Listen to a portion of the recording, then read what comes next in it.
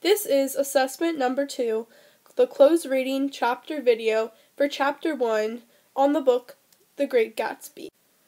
There are many different themes that are found throughout The Great Gatsby, but we are going to focus in on 3 different conclusions that can be drawn from chapter 1.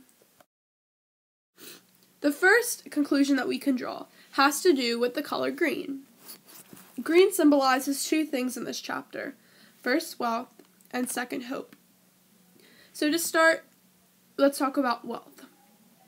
So green symbolizes money, and this is a big overall symbol for the East Egg since they are a very wealthy community. When Nick is over eating dinner at Tom and Daisy's home, they describe their garden as green. And this relates to their high-class life of having overall nice things, and this relates back to having a very nice green and luscious garden. Green also symbolizes hope. It states on page 21, "I glanced seaward and distinguished nothing except a single green light." What happens is Nick comes home from eating dinner at Tom and Daisy's house, and he sees his neighbor, Gatsby, outside, looking at this green light with his arms spread wide open. And we don't know why in chapter 1 he is staring at this green light, but we find out later on in the book what it symbolizes and what it means. The conclusion that we can draw from it is that it symbolizes hope. And we know this because Gatsby stares into the green light, and Nick wonders why he keeps staring at it and won't let it go out of sight. So we can infer that the reason why Gatsby keeps looking out into this light is because it symbolizes hope, and it symbolizes the future that Gatsby wishes to have.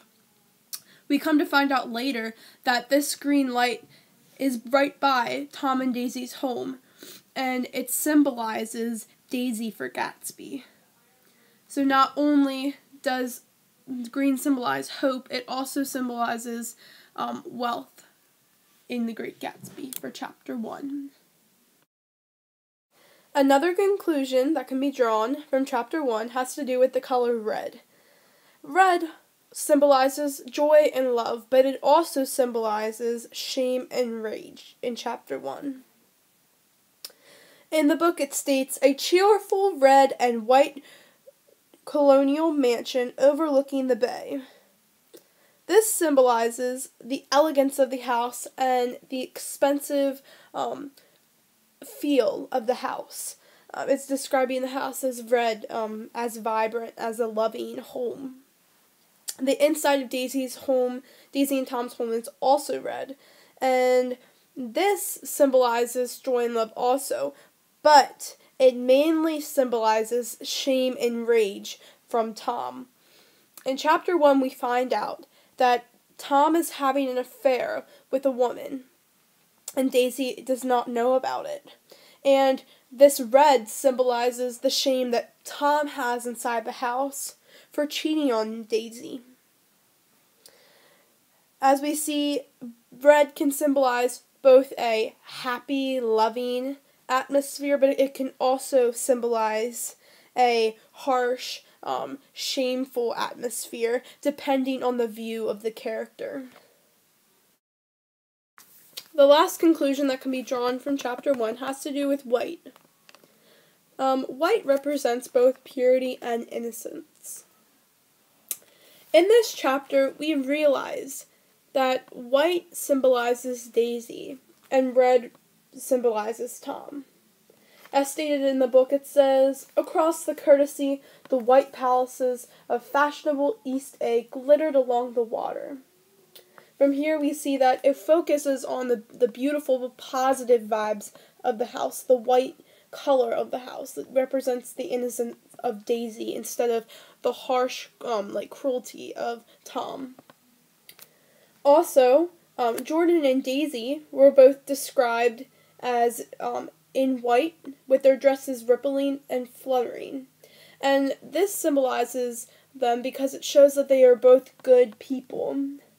As the book moves further and further along, we realize that white begins to disappear throughout the story.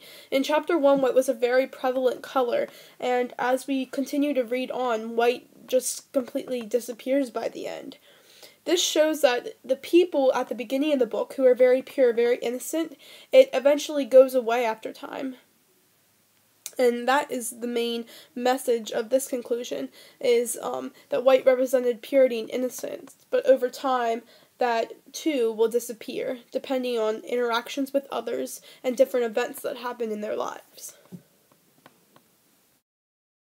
To conclude, we see that different colors represent many different aspects of chapter 1 and also the novel as a whole.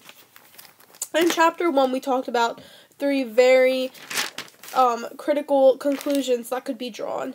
One, which is the color green, which has to do with wealth and hope. 2, the color red, which relates to joy and love, but also relates to shame. And 3, white, which resembles purity and innocence. The very cool thing about the different colors representing different aspects of the novel is that they pertain to different characters. White doesn't just represent purity and innocence for everyone in the story. It only represents solely Jordan and Daisy. For red represents both Daisy and Tom, but in different ways. That's what makes this novel so special, is the way that F. Scott Fitzgerald displays colors and different characters, and makes us truly realize what his message is throughout the novel. Thank you. I hope you enjoyed my literary analysis and 3 conclusions that could be drawn from chapter 1 of The Great Gatsby.